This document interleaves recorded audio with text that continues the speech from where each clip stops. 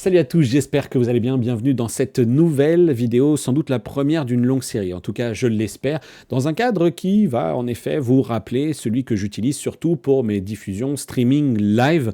Et pour le coup, j'ai décidé de le reprendre au profit de petites vidéos qui vont être consacrées à ce fameux CES 2025, le Consumer Electronic Show. Alors je vous rassure, il n'a pas encore commencé.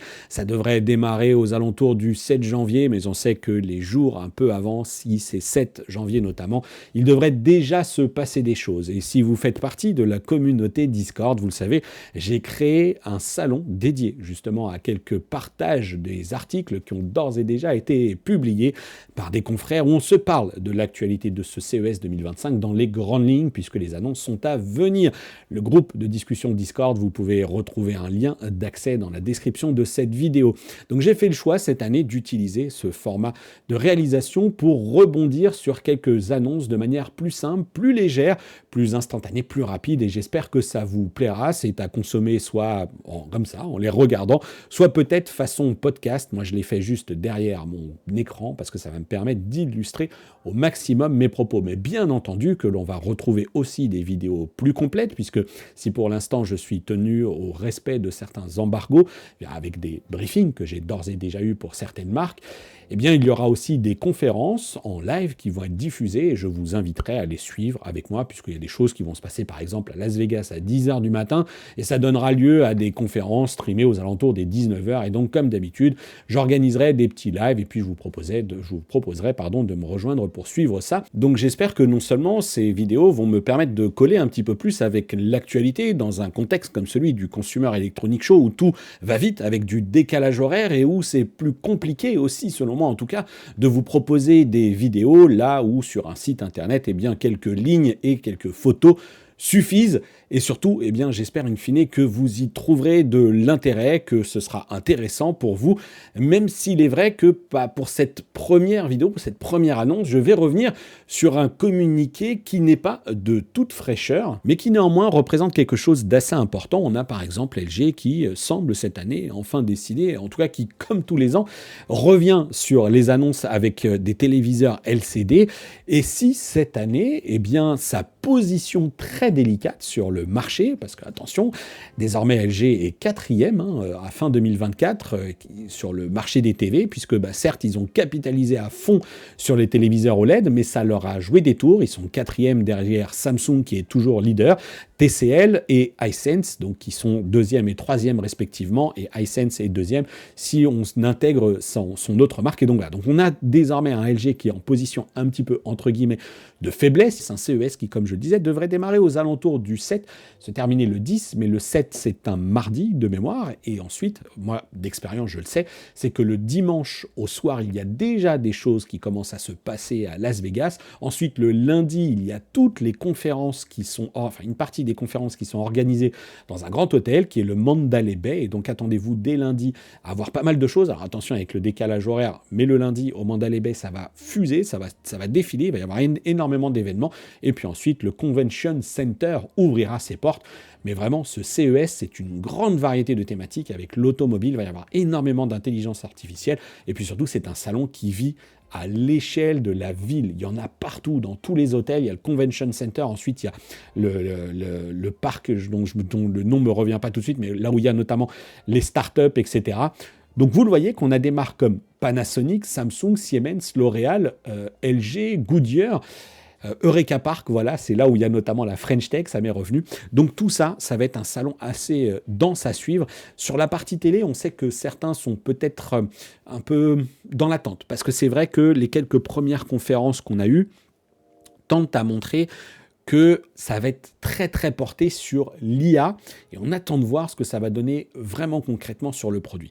Pour en revenir donc à mon annonce LG, qui date, comme vous l'avez vu, comme on va le voir ici, du 20 décembre. En fait, c'est LG France qui a réagi à un communiqué de presse qui a été fait sur LG Global. Nous, on avait déjà eu le brief technique, on était tenu à une discrétion absolue, embargo absolu, et LG a d'ores et déjà envoyé, LG Electronics, Monde a envoyé cette communication, et du coup, LG France eh bien, a tout simplement procédé également à ce premier communiqué de presse avec un titre bon, un peu hasardeux, mais enfin voilà, c'est les grandes lignes de ce qu'on va trouver. LG QNED Evo de LG se réinvente avec les principales innovations, TV OLED, une connexion sans fil, l'IA et une personnalisation poussée. Alors on va voir de quoi il s'agit. Donc Courbevoie, le 20 décembre, voilà, donc on apprend que LG va débarquer avec une gamme 2025 QNED Evo, dotée d'une technologie de gamme de couleurs étendue. Qu'est-ce que ça veut dire? On va le découvrir dans un instant. Et offrant une expérience de visualisation sans fil qui transmet des images 4K 144 Hz. Et donc pour la partie transmission vidéo sans fil, eh bien on le sait, c'est déjà quelque chose qui était proposé avec l'OLED M4. Vous pouvez retrouver la vidéo de présentation sur la chaîne.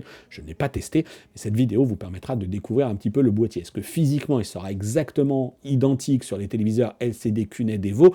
Pour l'instant, je n'en sais rien, il va falloir patienter. On passera donc également du 4K Ultra HD 120 à du 144 Hz, mais certains concurrents pourraient bien annoncer mieux. Et ensuite, on a donc cette transmission sans fil et sans perte de qualité d'image, mais aussi des fonctionnalités d'intelligence artificielle intégrées notamment à WebOS 25, j'y reviendrai également. LG continue à renforcer sa compétitivité sur le marché mondial des téléviseurs haut de gamme en appliquant une stratégie à deux voies, centrée sur les téléviseurs OLED auto-émissifs. Ça, on le sait, c'est vraiment le fer de lance, pardon, le cheval de bataille. J'allais faire un petit mix des expressions. C'est vraiment le fer de lance de LG. C'est ce qui fait valoir à chaque fois cette marque. Le souci, c'est qu'aujourd'hui, le marché du téléviseur LCD mini LED a énormément techniquement progressé et surtout a accueilli des concurrents très très sérieux dont je vous parle depuis très longtemps et vous le savez, à savoir TCL et Hisense qui aujourd'hui sont passés devant LG. On a toujours un classement qui est en tête avec un Samsung, mais un Samsung qui également s'est vu dépassé par TCL sur cette fin d'année, si on en croit certains chiffres. Donc là aussi, le TCL est vraiment très très agressif. Et donc le classement aujourd'hui, ça donne Samsung, TCL, Hisense, LG pour ce fameux top 4. Et donc LG, qui capitalise jusqu'à présent sur ses téléviseurs OLED, eh bien doit absolument réagir. Et pour réagir, ça passe évidemment par des évolutions de sa gamme des téléviseurs OLED, pour lequel il est extrêmement réputé, mais aussi par une valorisation de ces téléviseurs LCD mini LED. Est-ce qu'on va se reparler également de 8K? Pour l'instant, c'est pas sûr, mais on y reviendra si jamais ça doit évoluer. En tout cas, le constructeur a besoin d'étoffer son offre. Et je rappelle d'ailleurs que LG désormais a cédé son usine de Guangzhou à TCL, donc l'usine chinoise à TCL CSOT, ce qui va permettre notamment à TCL CSOT de proposer des dalles IPS en plus des dalles VA, mais ça c'est aussi un autre sujet sur lequel je reviendrai. Donc c'est sûr, LG a besoin de valoriser en tout cas cette offre qui était pourtant déjà assez étendue. J'ai envie de dire, on avait déjà des téléviseurs LCD mini LED, 4K, 8K, sauf que, eh bien, on ne les recevait pas en test. On avait toujours l'impression que c'était des modèles que le constructeur cachait un peu sous le tapis. Alors, on les met dans les rayons, mais on n'en parle pas trop parce que, nous, c'est l'OLED et c'est là-dessus qu'on est réputé, malheureusement. C'est un choix qui a quand même fait en sorte que, aujourd'hui, en matière de volume et de valeur, je n'ai pas le classement à date, mais en matière de volume, en tout cas, ils ne sont plus parmi les premiers. Ils sont désormais 4e, et donc ça, c'est un coup dur, je pense, pour le constructeur. Donc centré sur le LED auto-émissif, leader du marché, et ses modèles QNED Evo, les téléviseurs LCD haut de gamme qui héritent du cœur de l'expérience OLED, y compris ses innovations de pointe allant des fonctionnalités IA au confort du sans-fil. Je vous l'ai dit, WebOS 25, c'est les intégrations des fonctionnalités d'intelligence artificielle et la suite de la technologie intégrée au M4 sur la diffusion sans fil portée sur ces téléviseurs LCD QNED Evo. Les modèles QNED Evo 2025 offrent une gamme de couleurs améliorée par rapport au modèle précédent, ceci grâce à la technologie LG gamme de couleurs étendue. Donc là aussi, pour l'instant, très peu d'informations là-dessus. On sait juste qu'il faut s'attendre à ce qu'on nous parle du Dynamic QNED Color Solution, qui remplace les Quantum Dot, les fameux points quantiques que l'on connaît depuis maintenant de nombreuses années. Cette technologie unique permet d'exprimer la lumière du rétroéclairage en couleur pure aussi réalistes que celles généralement perçues par l'œil. Alors ça va de nouveau être un boost de l'onde lumineuse pour se rapprocher de couleurs pures. Mais on n'a aucune autre information là-dessus. Avec l'application de la Dynamic QNED Color Solution, toute la gamme QNED Evo de 2025 est certifiée à 100% pour le volume de couleurs par l'Organisme mondial de certification et de test Intertech qui mesure la capacité d'un écran à afficher toute la richesse des couleurs des images originales sans distorsion. Tout ça pour vous dire qu'on va atteindre un palier supérieur sur la logique, cette fois-ci de color volume. Il est important de faire la différence entre la capacité d'un téléviseur à couvrir un espace colorimétrique dont je vous parle régulièrement sur la chaîne, la fameuse couverture de l'espace colorimétrique DCI-P3, REC 709, BT2020, ces fameuses pyramides, enfin ces fameux triangles que l'on peut voir notamment dans les résultats des mesures, et ensuite l'impact sur le color volume. Que se passe-t-il lorsque j'injecte de la luminance à ma chrominance? Comment se comporte tout simplement ce phénomène pyramidal? Est-ce que les couleurs s'affadissent lorsque j'injecte beaucoup de lumière? Est-ce que c'est beaucoup plus tenu dans la montée de la luminosité? Grosso modo, est-ce que les couleurs également montent en puissance lumineuse sans s'affadir? Ça, c'était une promesse notamment et une distinction qui était faite par la technologie QD OLED de chez Samsung Display qui permet donc grâce à des sous-pixels RVB à la couleur plus pure que les filtres qui sont appliqués sur la technologie White OLED. Je digresse, je me disperse un peu, mais c'est grosso modo, le QD OLED était meilleur que le White OLED dans le color volume, ce qui permettait notamment de dépasser les 80% de couverture colorimétrique, cette fois-ci du BT2020, versus à peu près 74 à 78% pour les meilleurs téléviseurs White OLED. Donc le téléviseur, cette fois-ci, la technologie, cette fois-ci LCD, devrait bénéficier d'évolutions a priori assez significatives grâce à ce QNED Color Solution, sauf que quand on nous dit 100% pour le volume couleur, bon, bah moi j'en déduis là, à l'heure actuelle des choses, qu'on se parle du DCI-P3 et absolument pas d'un volume couleur qui serait compris dans du BT2020, puisque bah là, ça serait clairement précisé, je pense. Donc je pense qu'on va se rapprocher d'un color volume beaucoup plus important avec des sources en DCI-P3. J'en reviens à mon communiqué avec ici, en 2025, LG dévoilera également le QNED Evo, QNED 9M, donc on a ici eh bien, le nom de cette gamme. Ensuite, il faudra attendre un peu pour savoir quelles vont être les diagonales proposées, qui sera donc doté de la technologie True Wireless 4K, cette innovation qui était auparavant exclusive au modèle OLED Evo haut de gamme, série M, donc avec le M4, l'année dernière sera désormais disponible sur la gamme QNED Evo. Cette extension permet aux téléspectateurs de profiter de contenu 4K haute définition sans fil, sans compromettre la qualité d'image ou subir des retards dépassant ainsi les limites de la connexion filaire traditionnelle.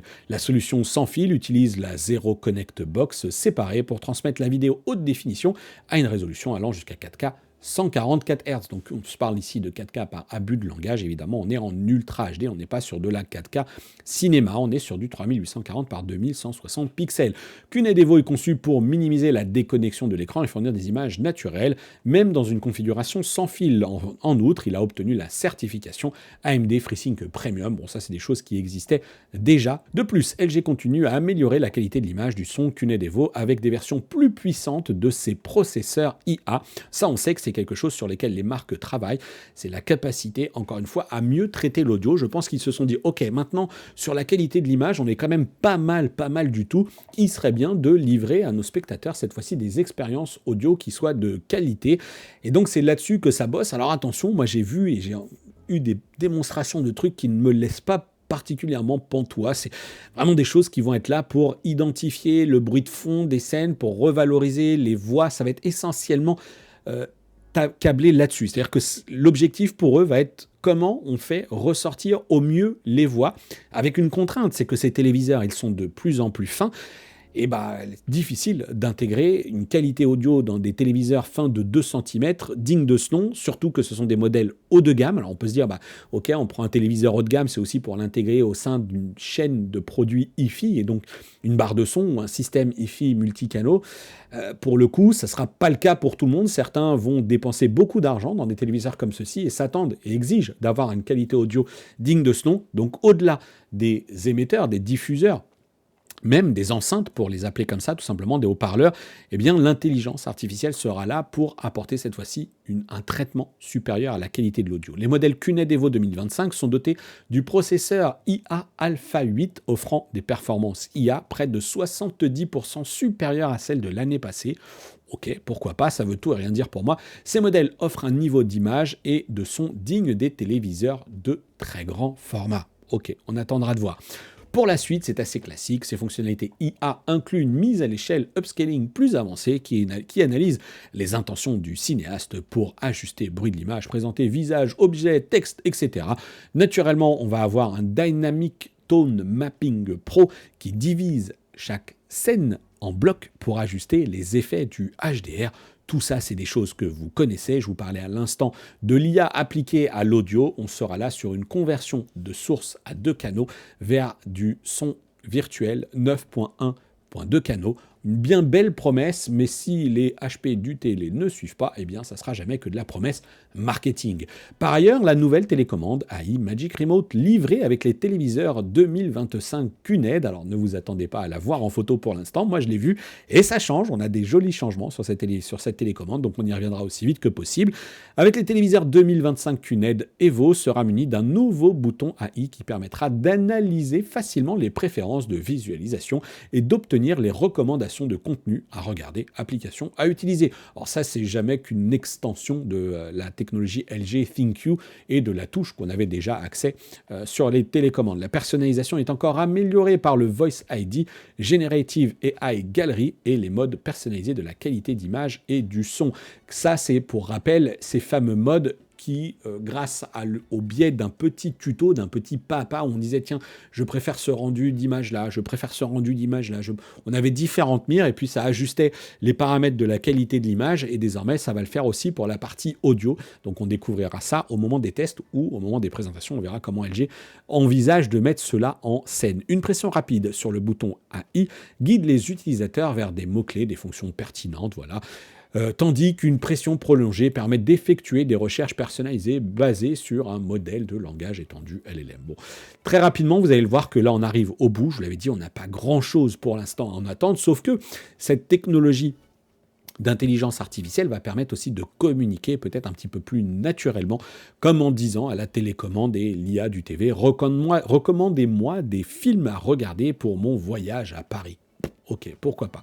La plateforme Smart TV de LG WebOS 25 enrichit l'expérience client en offrant des services et des contenus avancés hautement personnalisés par le biais de ses fonctionnalités IA exceptionnelles et le programme Renew. C'est surtout ça, moi, que j'ai envie de retenir, c'est que, à nouveau, on a WebOS Renew. Je ne voyais pas la chose disparaître de toute façon, ça a tellement été bien accueilli, même s'il y a eu des couacs quand même visiblement sur le Discord, certains en ont parlé, des montées de versions qui se sont pas toujours très très bien passées pour des séries C notamment. Voilà, on est plutôt sur quelque chose d'implémenté qu'il ne faudrait surtout pas que les marques reviennent en arrière, et LG, c'est son programme de mise à jour pendant 5 ans. Et donc ça, c'est très très très bien. La gamme QNED 2025 inclura désormais des formats de 40 à 100 pouces.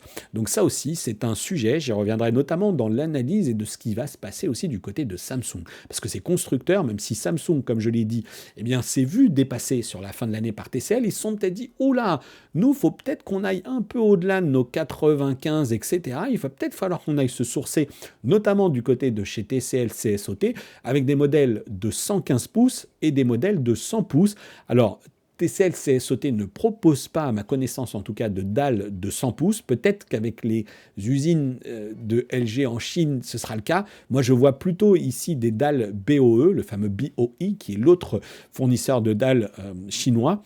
Je vois plutôt ça comme ça. En tout cas, 40 et 100 pouces, c'est ce qui est attendu pour cette fois-ci la gamme QNED 2025. Attention, on ne se parle pas exclusivement des QNED Evo, il faudra avoir ce distinguo bien en tête, et pour ma part, eh bien, j'essaierai, comme l'année dernière, de vous proposer des petits tableaux récapitulatifs.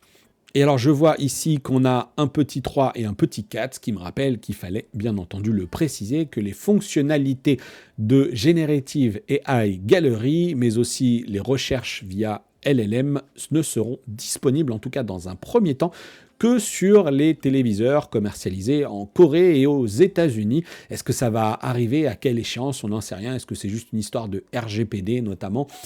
Bon, ça c'est un peu affaire à suivre, mais c'est vrai que ce type de fonctionnalité, il n'est pas rare qu'elle soit pas disponible en Europe. On est peut-être un petit peu plus sévère, un petit peu plus strict, mais on les a vus également débarquer sur les Next Frame, par exemple, chez TCL, sur ces téléviseurs qui sont là pour concurrencer cette fois-ci les The Frame de Samsung, hein, ces fameux TV dits artistiques. Allez, je vous invite à analyser un petit peu avec moi cette unique image que j'ai reçue par les équipes de LG France, que je peux vous partager donc ici, et on sait que c'est de la mise en situation. On sait que ces images ne reproduisent pas à l'identique ce qu'il en sera, mais on peut quand même apercevoir quelques détails, et notamment, si c'est avéré ici, eh bien le boîtier Zero Connect Box qui, visiblement, est bel et bien le même que eh bien celui qui équipe les téléviseurs M4, donc la série OLED.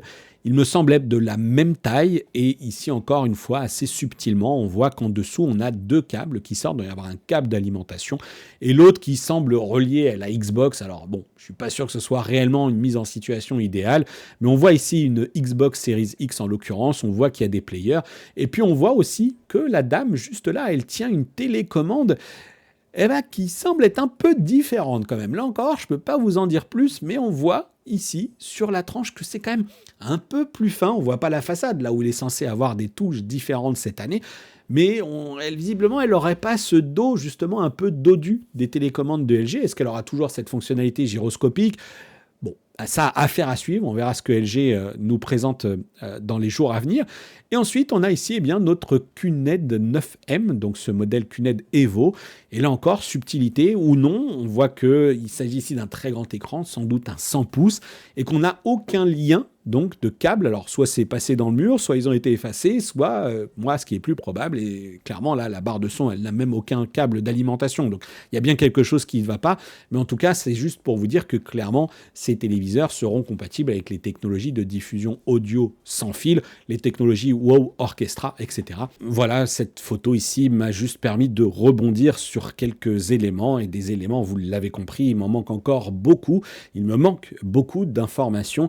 J'espère pouvoir les récupérer une fois que le CES aura officiellement démarré. Il est vrai que LG a pour habitude d'alimenter la machine un peu en amont, hein. Là, on l'a vu aux alentours du 20 décembre. Je pense qu'en France, ils ne s'attendaient pas à ce que ce soit aussitôt. Habituellement, c'est plutôt entre Noël et le jour de l'an, et c'est pour ça que, pour ma part, je réagis maintenant avec ces premières infos qui, je l'espère, vous ont néanmoins intéressé, mais il va falloir surveiller ça de très très près. J'espère que les équipes sur place pour LG, mais aussi les équipes en France, vont se charger de collecter un maximum d'informations et de nous partager le plus vite possible les positions claires sur la stratégie autour de ces téléviseurs LCD, mini LED, Ultra HD, 8K. Peut-être que certains d'entre vous attendent de la part de LG aussi qu'ils se distinguent, parce que pour l'instant, la 8K, c'est un peu le sujet de chez Samsung. Alors ok, TCL et Hisense ont commencé à driver tout le monde, à emporter tout le monde avec eux vers des téléviseurs de très très grande taille, avec plus de 100 pouces pour les deux constructeurs chinois d'ailleurs, et Samsung qui annoncera également ses produits.